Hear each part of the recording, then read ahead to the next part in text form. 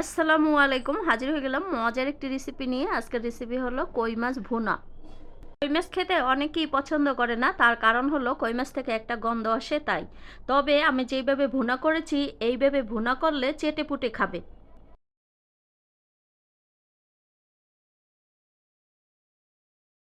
আমি এখানে অনেকগুলো মাছ একসাথে নিয়েছি আর কই মাছগুলো দেখতেই পাচ্ছেন আমি কিভাবে করে কেচে নিয়েছি। আর মাছগুলো আমি খুবই ভালোভাবে অনেক সময় লাগিয়ে তারপরে মাছগুলোকে ধুয়ে নিয়েছি। কই মাছ যত বেশি ধোয়া যায় কই মাছটা তত বেশি খেতে ভালো লাগে। এখানে আমি ১ চা চামচ দিয়ে দিয়েছি হলুদের গুঁড়া আর ১ চা চামচ মরিচের গুঁড়া আর দিয়ে দিয়েছি প্রয়োজন মতো লবণ। পরে আমার হাতে যেই লেবুটা দেখছেন এখানে একটা লেবু থেকে আমি মাঝখান থেকে কেটে অর্ধেক করে নিয়েছি। আর লেবুটা ঠিক আমি যেভাবে দিচ্ছি এভাবে কেটে কেটে দিতে হবে। লেবুটা কিন্তু আমি পুরোটা দেই নাই, অর্ধেক লেবুর থেকে অর্ধেকটা দিয়েছি। আর এভাবে লেবু দিলে কখনোই তিতাও হবে না, মাছের থেকে একটা গন্ধও আসবে না, খেতে কিন্তু খুবই ভালো লাগবে কই মাছের এই রেসিপি। কই মাছগুলো আমি আধা ঘন্টার জন্য আমি ম্যারিনেট করে রেখে দিয়েছি। আর এদিকে আমি চিকন চিকন যেই বেগুনগুলো আছে সেটা শুধু আমি মাঝখান থেকে কেটে ছোট ছোট করে নিয়েছি। এই বেগুনটাও আমি ভেজে নিব। ফিরে আসলাম আমি আধা ঘন্টা পরে। এবারে আমি মাছগুলোকে একটু মচমচে করে ভেজে নিব। এই কই মাছগুলো আপনারা যখনই ভুনা করবেন কোনো তরকারি বা কোনো কিছু দিয়ে অথবা খালি, তখনই কই মাছগুলোকে একটু লাল লাল করে ভেজে নেওয়ার চেষ্টা করবেন, যে মাছটা যেন অনেক বেশি করে ভাজা হয়।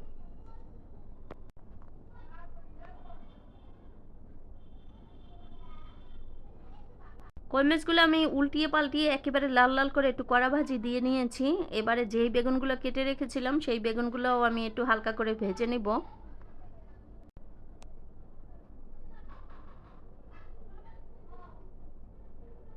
বেগুনটা ভাজা হয়ে গেছে। এবারে আমি রান্না করার জন্য এখানে আমি ১ কাপ পরিমাণ তেল দিয়ে দিলাম, ১.৫ কাপ পরিমাণ পেঁয়াজ দিয়ে দিলাম। কারণ আজকে কিন্তু আমি ৩ কেজি পরিমাণ কই মাছ ভুনা করছি, সেই জন্য আমি সব কিছু একটু বেশি বেশি দিচ্ছি। পেঁয়াজের সঙ্গে আমি ২০-২৫টা কাঁচামরিচ কেটে দিয়ে দিয়েছি। আর এখানে দিলাম ১ টেবিল চামচ ধনিয়ার গুঁড়া, ১ টেবিল চামচ হলুদের গুঁড়া। এগুলো আমি একটু ভালো করে পেঁয়াজের সঙ্গে ভেজে নিয়েছিলাম। আর দিয়েছি ভর্তি করে ১ টেবিল চামচ আদা রসুন বাটা আর ১ টেবিল চামচ জিরা বাটা।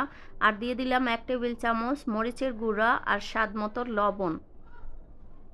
মশলাটা ভালো করে কিছুক্ষণ ধরে কষিয়ে নিয়েছিলাম। এর ভিতরে আমি টমেটোও দিয়ে দিয়েছি। আর টমেটো দেওয়ার কারণ হয়েছে টমেটোগুলো একটু সিদ্ধ হয় কম, সেই জন্য আমি আগে দিয়ে একটু কষিয়ে নিয়েছি। আর বেগুনটা যেহেতু ভাজা ছিল এই জন্য বেগুনটা আমি টমেটোটা কষানোর পরে দিলাম। বেগুনটা ভালো করে কষিয়ে আমি পানি দিয়ে দিলাম পরিমাণ মতো আর তার ভিতরে দিয়ে দিলাম আমি ভেজে রাখা মাছ। আচ্ছা, আমি এখানে ৩ কেজি পরিমাণ কই মাছ ভুনা করছি, এই জন্য আমি একটু বেশি বেশি মশলা দিয়েছি। আপনারা কিন্তু কম মাছ ভুনা করলে সেই ক্ষেত্রে মশলাটাও কমায়া কমায়া ব্যবহার করবেন। মাছটা মোটামুটি হয়ে আসছে। এবারে আমি দিয়ে দিলাম ১ চা চামচ ভাজা জিরার গুঁড়া আর উপরে দিয়ে দিলাম ১ টেবিল চামচের মতো ধনিয়া পাতা কুচি। ধনিয়া পাতা কুচিটা আপনারা আপনাদের পছন্দ মতো দিতে পারেন। ধনিয়া পাতা দেওয়ার পরে আমি আর বেশিক্ষণ চুলায় রাখবো না, আমি চুলাটা অফ করে দিয়েছি। এবারে চুলার থেকে আমি নামিয়ে নিব। একেবারে পারফেক্টভাবে কই মাছ ভুনাটা হয়ে গেছে। আর এই কই মাছ ভুনা যে খায় না সেও খাবে, আমি ঠিক যেভাবে কই মাছটা ভুনা করেছি এভাবে করলে। অনেক আপুরাই কই মাছ রান্না করলে বলে, আপু কই মাছ রান্না করলে বাসায় কেউ খেতে চায় না, কই মাছ থেকে একটা গন্ধ আসে।